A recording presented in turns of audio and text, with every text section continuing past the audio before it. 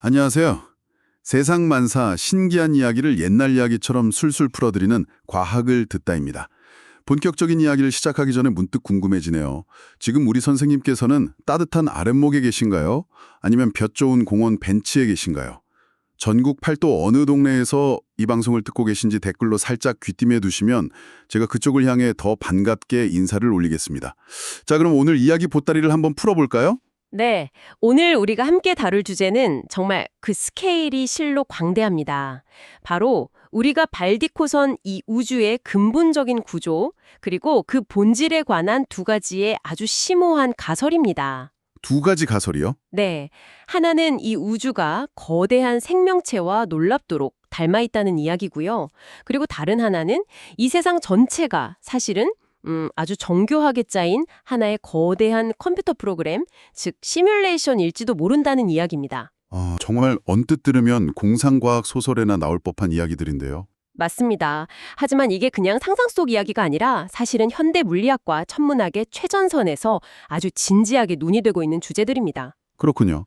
오늘 저희는 구독자님께서 보내주신 여러 자료들을 바탕으로 해서 이 두 가지 가설이 도대체 어디서부터 시작됐는지, 또 어떤 과학적 근거들을 가지고 있는지, 그리고 이게 뭐랄까 우리의 삶을 바라보는 관점에 어떤 의미를 던져주는지 차분히 짚어보도록 하겠습니다. 좋습니다. 그럼 먼저 우주의 모습이 우리 몸속과 닮아 있다는 그 이야기부터 시작해 볼까요? 네, 모든 것의 시작은 1970년대로 거슬러 올라갑니다. 한 수학자의 아주 집요한 관찰에서 비롯되었는데요.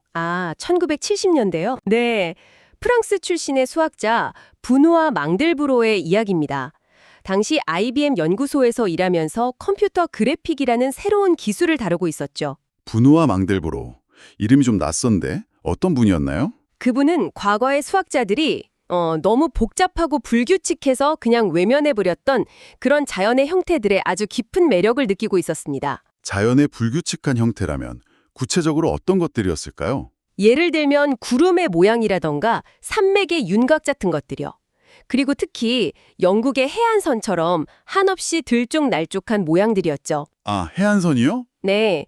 그가 어느 날 영국의 해안선 지도를 컴퓨터로 확대하고 또 축소하면서 들여다보다가 아주 기이한 사실을 발견하게 됩니다. 어떤 사실이었죠? 멀리서 봐서 복잡하게 구부러진 그 해안선의 전체적인 패턴 있잖아요? 네네. 그 패턴이 어느 한 부분을 아주 크게 확대해서 본 세부적인 패턴과 통계적으로 거의 똑같다는 점이었습니다. 아, 그러니까 비행기를 타고 하늘 위에서 내려다본 우리나라 서해안의 그 복잡한 해안선 모양이나 아니면 작은 배를 타고 해안가에 바짝 다가가서 본 바위 하나의 굴곡진 모양이 크기는 전혀 다른데 그 복잡한 정도나 형태는 계속해서 닮은 꼴로 나타난다. 이런 의미군요. 정확히 그렇습니다.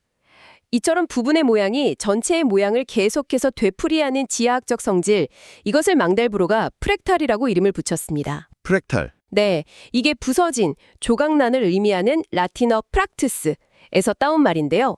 어떤 작은 조각을 떼어내도 그 안에 전체 정보가 온전히 담겨 있다는 그런 의미를 내포하고 있습니다. 프랙탈. 과학 용어라 조금 생소하게 들릴 수도 있겠습니다만 원리를 알고 보면 우리 주변에서 아주 흔하게 발견할 수 있는 구조라고 하더군요. 맞습니다. 가장 대표적인 예시가 바로 우리 식탁에 자주 오르는 브로콜리나 콜리플라워입니다. 아, 브로콜리요. 네.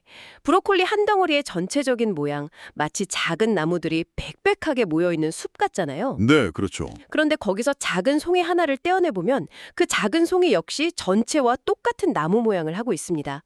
심지어 그 작은 송이에서 더 작은 조각을 떼어내도 그 모양은 변함없이 반복돼요.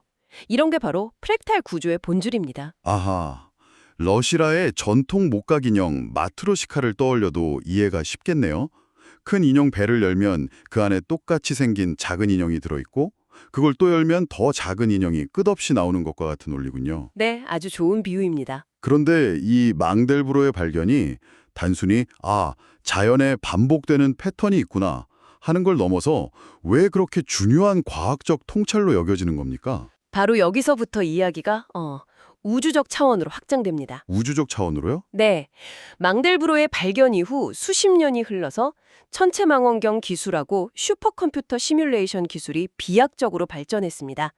그래서 천문학자들이 우주에 존재하는 수천억 개의 은하들이 도대체 어떻게 분포하고 있는지 그 거대한 지도를 그릴 수 있게 됐죠. 네. 그리고 그 결과는 정말 모두를 경악하게 했습니다. 어떤 모습이었기에 그랬을까요? 은하들이 우주 공간에 그냥 균일하게 흩뿌려져 있는 게 아니었고요. 아, 그런 게 아니었군요. 네, 마치 거대한 거미줄처럼 서로 막 얽히고 설켜 있었습니다.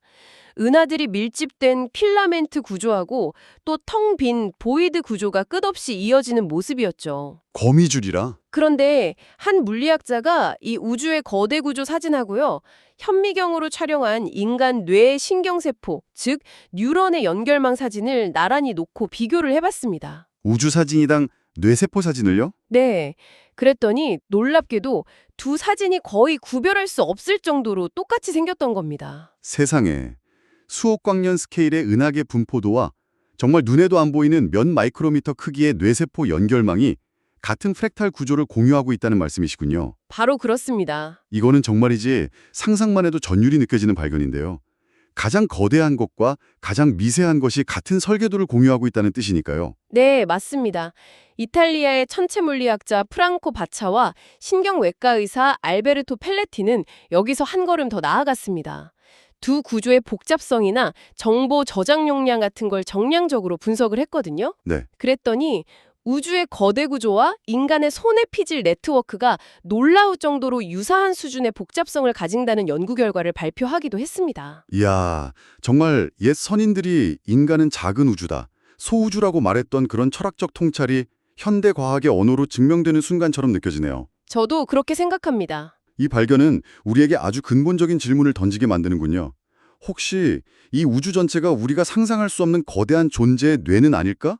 혹은 반대로 우리 뇌 속의 작은 뉴런 하나하나가 또 다른 우주를 품고 있는 것은 아닐까? 하는 그런 상상까지 하게 됩니다. 바로 그 지점입니다. 우주가 하나의 거대한 생명체일 수 있다는 가설은 과학과 철학의 경계를 허무는 아주 매력적인 생각이죠. 네. 그런데 선생님, 이 우주는 생명체 가설보다 어쩌면 한 걸음 더 나아간 더 기묘하고 현대적인 가설이 있습니다. 더 기묘한 가설이요. 네, 이 모든 것이 생명현상이 아니라 지극히 정교한 계산의 결과물일 수 있다는 주장입니다. 아, 바로 그 시뮬레이션 우주론 말씀이시군요. 맞습니다. 우리가 사는 이 세상, 이 우주 전체가 사실은 우리보다 훨씬 더 고등한 문명이 만들어 놓은 거대한 컴퓨터 시뮬레이션, 그러니까 가상현실이라는 가설 말입니다. 네. 이 가설의 현대적인 기원은 2003년 옥스퍼드 대학의 철학자 닉 보스트롬이 발표한 논문으로 거슬러 올라갑니다. 닉 보스트롬. 그가 세 가지 명제를 제시하는데요. 첫째, 인류 같은 문명은 기술적으로 성숙하기 전에 멸망할 확률이 높다. 둘째, 기술적으로 성숙한 문명은 자신의 조상을 연구하려고 시뮬레이션을 만들 흥미가 없다. 그리고 셋째, 우리는 거의 확실하게 시뮬레이션 속에서 살고 있다. 보스트롬은 이 셋 중 적어도 하나는 반드시 참이라고 주장했습니다. 아, 그 논리 저도 들어본 것 같습니다.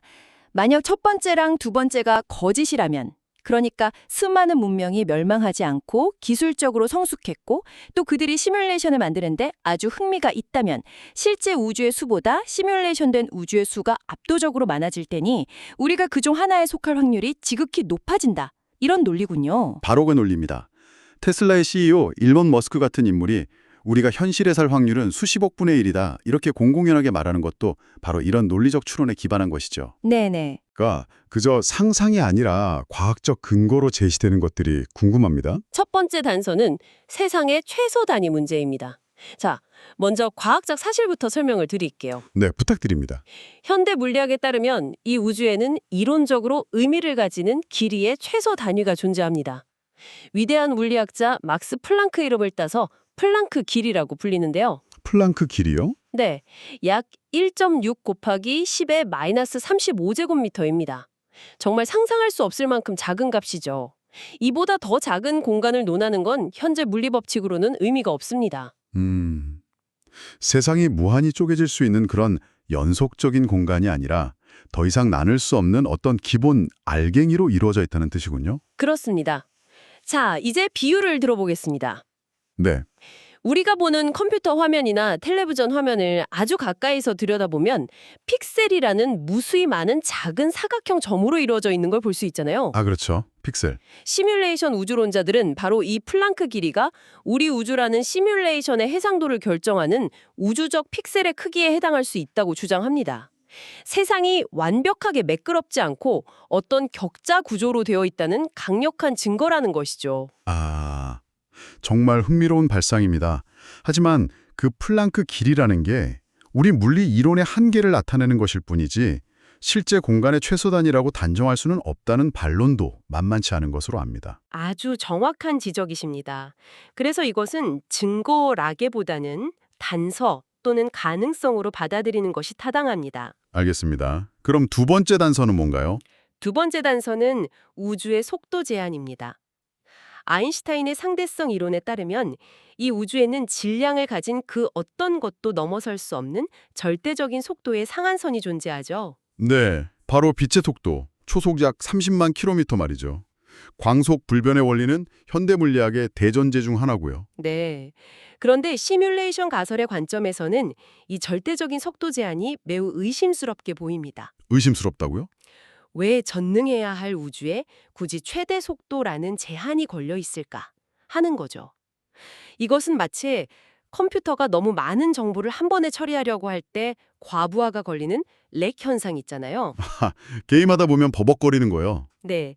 그걸 막기 위해 시스템 설계자가 인위적으로 설정해 놓은 처리 속도 제한과 같다는 겁니다. 우주라는 거대한 프로그램을 안정적으로 구동하기 위한 일종의 안전장치라는 해석이죠. 듣고 보니 그럴듯하게 들리네요. 우주를 하나의 거대한 컴퓨터로 본다면 빛의 속도는 그 컴퓨터의 중앙 처리 장치, CPU의 클럭 속도 같은 개념이 될 수도 있겠군요. 비슷한 개념으로 볼 수 있습니다. 그럼 마지막 세 번째 단서는 무엇인가요? 세 번째 단서는 양자역학의 세계에서 나옵니다. 아마 가장 기이하고 이해하기 어려운 부분일 텐데요. 아, 양자역학이요? 네, 바로 관찰자 효과라는 겁니다. 아주 작은 미시 세계에서는 전자 같은 입자들이 우리가 관찰하기 전까지는 명확한 위치나 상태를 갖지 않습니다. 그냥 여러 가능성이 중첩된 확률의 구름 상태로 존재하다가 우리가 관찰이라는 행위를 하는 그 순간 그 여러 가능성 중 하나로 확정되면서 비로소 실체로 나타난다는 겁니다. 와, 마치 우리가 쳐다볼 때란 세상이 제 모습을 갖추는 것 같다는 그런 이야기군요. 네, 바로 그 점을 최신 컴퓨터 게임의 원리에 빗대어 설명합니다. 게임의 원리요? 요즘 게임들은 한정된 컴퓨터의 계산 능력을 효율적으로 쓰려고 플레이어의 시야에 들어오는 부분만 정밀하게 그리거든요. 네. 등 뒤처럼 보이지 않는 부분은 아예 그리지 않거나 대충 묘사하다가 플레이어가 뒤를 돌아보면 그제야 부랴부랴 해당 공간을 그려내죠. 아, 양자역학의 관살자 효과가 이와 비슷하다는 겁니다. 우주라는 시스템이 굳이 모든 것을 항상 완벽하게 계산해 놓는 게 아니라 관찰될 필요가 있을 때만 현실을 렌더링함으로써 계산 자원을 아끼고 있다는 주장입니다. 플랑크 길이, 빛의 속도, 관찰자 효과. 각각의 단서들을 듣고 나니 정말 우리가 사는 이 세상의 기반이 무엇인지에 대해 깊은 생각에 잠기게 됩니다. 만약에 이 가설이 정말 사실이라면 내 모든 기억과 내가 사랑하는 사람들, 이 모든 것이 결국 누군가의 하드디스크에 저장된 데이터에 불과하다는 말인가 하는 허무함이 밀려오기도 합니다. 충분히 그러실 수 있습니다. 저도 처음엔 그랬으니까요. 하지만 저는 여기서 관점을 조금 바꿔볼 것을 제안하고 싶습니다. 관점을 바꾼다면요? 설령 이 세상이 시뮬레이션이다 할지라도 그 안에서 선생님께서 느끼시는 모든 경험과 감정의 가치가 훼손되는 것은 아닙니다. 창밖으로 들어오는 햇살의 따스함, 오랜 친구와 나누는 대화의 즐거움, 사랑하는 이를 향한 애틋한 마음, 이런 감정들은 데이터로 구현되었을지언정 그것을 체험하는 나에게는 온전한 진짜이기 때문입니다. 아, 세상의 근본 재료가 원자이든 아니면 컴퓨터의 언어인 비트든 그 안에서 우리가 느끼는 희로애락의 진실성 자체는 변하지 않는다. 이런 말씀이시군요. 그렇습니다. 오히려 이 가설을 긍정적으로 받아들인다면 우리 삶의 태도가 한결 자유로워질 수도 있습니다. 자유로워진다뇨? 이번 생은 어차피 한바탕 잘 만들어진 게임과 같은 것이니 사소한 실패에 너무 연연하지 말자. 타인의 시선에 얽매이지 말고 나만의 이야기를 마음껏 펼쳐보자 하는 뭐랄까 대담한 용기를 얻을 수도 있지 않겠습니까? 하하, 정말 그렇습니다. 어차피 이토록 정교하고 아름답게 설계된 무대라면 그 위에서 주저하고 두려워하기보다는 한 명의 멋진 주인공으로서 후회 없이 춤추고 노래하는 편이 훨씬 현명한 삶의 태도일 것입니다. 오늘 이야기는 정말 우리가 발딛고선 이 현실의 본질에 대해 다시 한번 생각하게 만드는 깊은 울림을 주었습니다. 네. 우주가 거대한 생명체이든 아니면 잘 짜인 시뮬레이션이든 한 가지 분명한 사실은 우리가 이 경이로운 미스테리의 한가운데에 서 있다는 것입니다. 그리고 그 미스테리를 탐구하는 과정 자체가 우리에게 주어진 가장 큰 선물이 아닐까 그렇게 생각합니다. 오늘 들려드린 이야기 입맛에 좀 맞으셨는지 모르겠습니다. 혹시 평소에 뉴스나 신문을 보시다가 이건 도대체 무슨 원리일까 하고 궁금했던 게 있다면 주저 말고 아들, 딸에게 말하듯 댓글로 적어주십시오. 제가 돋보기 쓰고 꼼꼼히 읽어보겠습니다.